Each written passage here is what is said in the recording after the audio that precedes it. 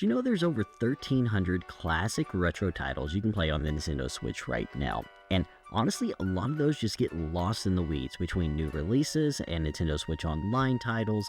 There's a ton of games to play, whether you prefer to play on the Switch or emulation such as an Anbernic RG35XX Plus, or maybe you're a Steam Deck fan. Either way, there's a lot of games for us to play today. So we sat down and compilated a list together of our favorite games that are just absolute hidden gems that you can play on Switch and other devices, and we hope that you enjoy these retro classics as much as we do. My name is Craig with Out of Control Games, and this is our list of top 10 hidden retro gems for the Nintendo Switch and other platforms. If you're a fan of strategy RPGs like Fire Emblem, you definitely want to check out Shining Force and Shining Force 2. While Fire Emblem may have taken off in Japan on the NES, this series on the Genesis was way ahead of its time. It's part of the Shining series, and it's a sequel to basically what was a Fire Emblem killer if Fire Emblem released in the 90s in the US. Well, technically we didn't get to play Fire Emblem until the Game Boy Advance, but we all wondered who Marth and Roy were in Smash Melee. What makes this game special is how much it took the NES and even SNES or Super Famicom Fire Emblem games and just ran with it into its own thing. You have different classes, each unit can be upgraded, as well as you can even recruit units. And also, in Fire Emblem 2, you have an explorable overworld of sorts. Now, each character is only limited to 4 items to be held, but you also have a caravan, and it's a fantastic game overall. There's numerous ways to play this classic. Now, whether you're playing Switch Online, PC, or the Sega Genesis collection, there's so many ways to enjoy it. Either way, if you like Fire Emblem, check. Generic sports games have never been an interest to me, but Crashing the Boys is beyond that. As someone who liked world-class track meet, Crashing the Boys takes that on a whole different level, and then adds even more. So Crashing the Boys is a combat sports games, and so you have your traditional events, like running across rooftops and jumping and trying not to fall to your death, or maybe battle swimming, or even curling, but you're taking a golf course to do this one. Either way, this is a fantastic game, and you earn medals by competing in events, which you can spin to get equipment and upgrades. Just be cautious, because all those equipment and upgrades might be great to help win, but you need as many medals as you can to actually win the very end and the overall Olympic. It's not even Olympic, it's just a tournament. And it's actually kind of a dumb reason why they're having a tournament, because some guy got jealous because Crashing the Boys won the last one. Either way, I love that you can smash through hurdles and grab them and throw them at your opponent, or beat the crap out of your opponent underwater to where they almost drown. As morbid as this sounds, saying it out loud, this game's an absolute gem that gained a lot of notoriety in the early mid-2000s, but it's sadly been forgotten about. So you can actually play this one on the Double Dragon Kunio-kun Retro Brawler bundle, or you can purchase this separately on the Nintendo eShop. Fantasy Zone is a unique shooter franchise. You're not just moving in one direction, in fact, you can move left to right. And the goal is to destroy all the enemy bases and defeat the boss and move on to the next level. While doing so, enemies will drop money that you can use to purchase new weapons, upgrade, and increase your speed. In fact, there's a story to Fantasy Zone? While it's not really that much to write home about, basically, you're a hero and you're out to take out the big bad guy. The standard stuff for the 80s and 90s, but currently this game's available on the Nintendo Switch Online service, or you can buy the Sega Ages version, which is also the Mega Drive port and features an updated UI. However, I was originally introduced to this to a repro cart. Actually, I don't think it was a repro cart. It was a Tengen cart. The bootleg carts that came out for the NES. That's how I was introduced to it. But this game's fantastic. Either way, whichever you prefer to play. King of the Monsters is one of those games that checks off multiple boxes. Got giant monsters and kaiju? Check. Perfect for Power Rangers and Godzilla fans? Even double check. Wrestling? Yes. And arcade beat-em-up action and versus the military? Yeah. So it's a fantastic, awesome, just tremendous game, and one of my childhood favorites, especially King of the Monsters 2, which also is on the Super Nintendo. It might look like a simple arcade beat-em-up with some rampage mixed in, but you're crushing cities, you're taking on monsters 1v1, or even sometimes 2v1, in Street Fighter style wrestling battle. And in the middle of fights, you'll grab submarines or tanks and maybe destroy a building and power up with your special attacks up to 3 different stages. And for some other monsters, the second one might be better than the third, or the first is the best one. This game's an absolute gem, and I'm personally ecstatic that it's back. It's a pretty short game if you know what you're doing, and fairly reasonably priced, and unlimited continues as well if you're playing on the eShop.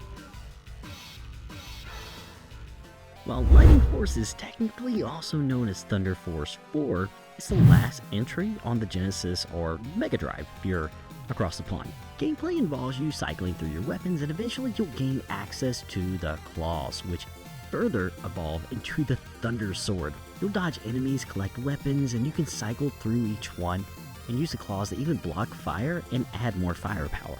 What makes this game stand out from other side-scrolling shooters, you can travel further up and down than what you can see on the stage. And after beating the game, you unlock Styx mode, which is the ship from Thunder Force 3. It gives you an entire new arsenal from the previous game in this mode. Question is, can you beat the game again? Currently, right now, you can buy Thunder Force 4 or Lightning Force through the Sega Ages collection.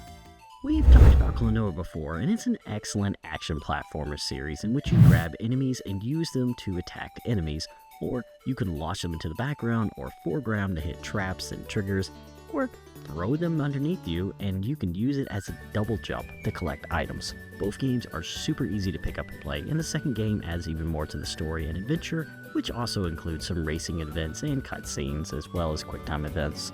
The remasters of these games greatly clean up the visuals as well as present them in widescreen. The original game would be our pick of the collection, but they're both great games which you can find digitally or even import a physical copy from PlayAsia. Upon first looking at Versus Super Mario Bros., you might think it's the original Mario Bros. For the NES, but it is a drastically different game. Gone are the 1-up mushrooms, and now blocks have been placed in random areas as well as power-ups and items have been moved. Oh yeah, the difficulties increased this time around because there's also more enemies on the screen in some areas to throw you off. Also, the famous warp to World 8 that you know and love is gone. It's replaced now with just a warp to World 6, and so you have to go all the way through 6, 7, and 8. And did I mention that Worlds 5 through 8 are also variations of Super Mario Bros. Lost Level, aka the real Super Mario Bros. 2 that came out on the Famicom? This game is hard, and if you're a original NES Super Mario Bros. Fan, you owe it to yourself to play this. It is actually much better on the Switch than it was in the arcade because you no longer have a joystick with 2 buttons that are covered in pizza grease or birthday cake from some other kid's party at Chuck E. Cheese. And if you play with a Pro Controller, you actually have a dedicated D-pad. This is a must-play for Mario fans. Langrisser originally launched on the Sega Genesis as Warsong in the US, and we have not received any games in this series since it came to the US for the Genesis, until the remaster. While this game might look like Fire Emblem, it's a little bit more than that. While units look smaller, each unit has a miniature army alongside that character, and depending on the amount of damage that you take, lessens that unit's individual army little by little. Characters can rank up in classes, equip better equipment, and there are refutable characters. This game even has multiple endings as well as replayable chapters in the remaster.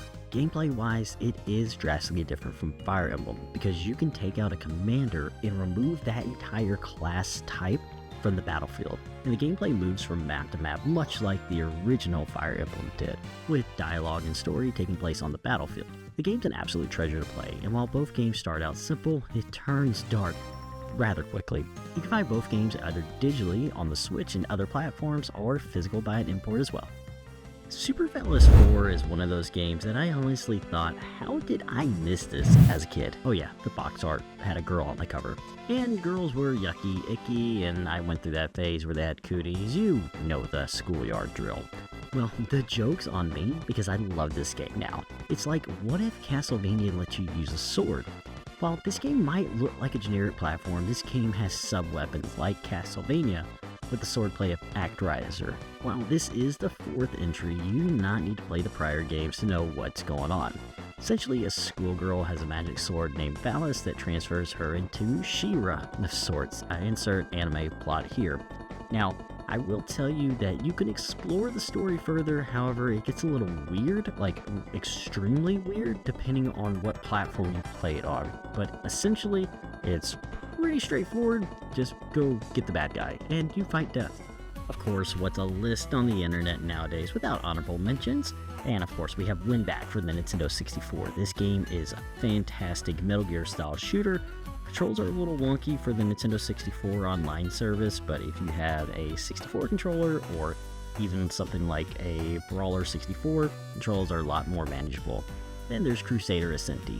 While recently this game's been super popular amongst Legend of Zelda fans, prior to this, not a lot of people knew about it. So definitely check this out if you're into Zelda, as well as Animal Friends. And Super Congo Caper, speaking of Animal Friends, is a fantastic platformer for the Super Nintendo. Yes, you can choose your way through the game with save states, but do yourself a favor and try not to use them as much as possible. And a game that is an absolute gem is Shadow of the Ninja. We've already talked about it and reviewed it, but I still cannot gush enough about this game. Especially the fact it's getting remastered for modern systems, and that 2-player simultaneous co-op is so good. The game is just a absolute fun time to play. You take Castlevania, mix it with Ninja Gaiden, and there you go, especially when you get the hook. And the bosses are very well laid out, as well as timing, and it's not an impossible game to beat. You can actually play this entire game in an hour if you know what you're doing, or even an hour with save states. This is one of those games I highly recommend that you check out, even if you're not a fan of action, beat-em-up, side-scroller, hack-and-slash games. But you know what, it's even better with a friend because it has the co-op simultaneous multiplayer like Contra. So it's everything that every 90s kid loved, including ninjas. So what games can you find today, whether it's Switch, Steam, PS4, PS5, PSN, whatever we're calling it these days, that you think is an absolute hidden gem that nobody talks about anymore? Whether it's retro or modern, we'd love to hear your thoughts in the comments section. And don't forget, do the whole YouTube thing, like, subscribe, hit the bell. We can't wait to hear what you have to say. Also, be on the lookout for more videos. We're going to be finishing up the PlayStation games that have come to the Switch series very soon, as well as starting doing more retro reviews like this one that you can find in the top right hand corner. We'll definitely be talking about another game that's an absolute hidden gem for the PS2. You can't play anywhere else, but it might have been overlooked by a little game called Devil May Cry, or even been inspired by it. Can't wait to see you in the next video. My name's Craig with Out of Control Games. Remember, life, kids, work, we get it. It's all out of control sometimes. Don't let your gaming be.